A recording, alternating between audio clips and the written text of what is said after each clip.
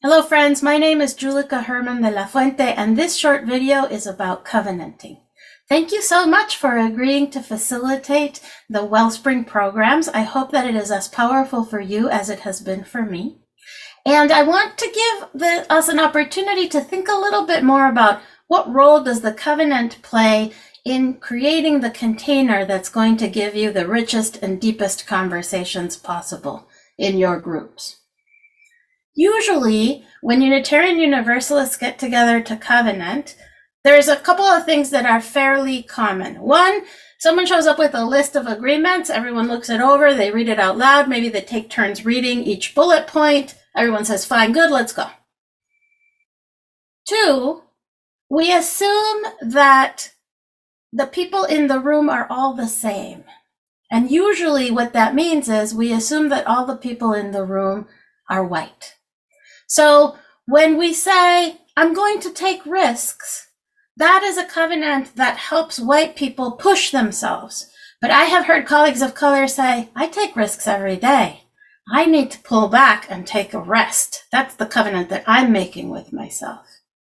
Similarly, when we say we assume good intentions, it means that we don't want to take responsibility for how our comments or our behaviors land in the group, because if I don't mean anything by it, then it shouldn't have any impact. And that's not true, of course. There is a gap between intention and impact sometimes. And so an effective covenant will challenge us to attend to the impact of our communication rather than just the intention.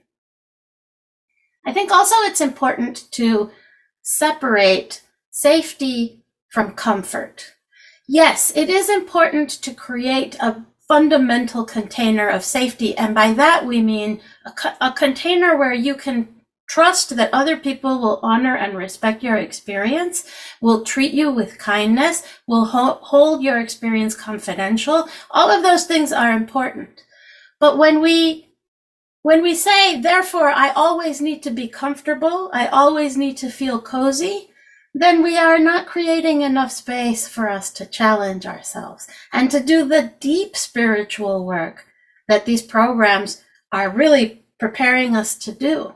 So as we look more deeply into what does that mean to feel safe versus comfortable, and when we focus on safety and separate it from comfort, we are able to be more authentic, take more risks, and go deeper together. And that is a powerful experience, because ultimately that's what we're trying to do, is to create a space where folks can say how it truly is with their heart, with their souls.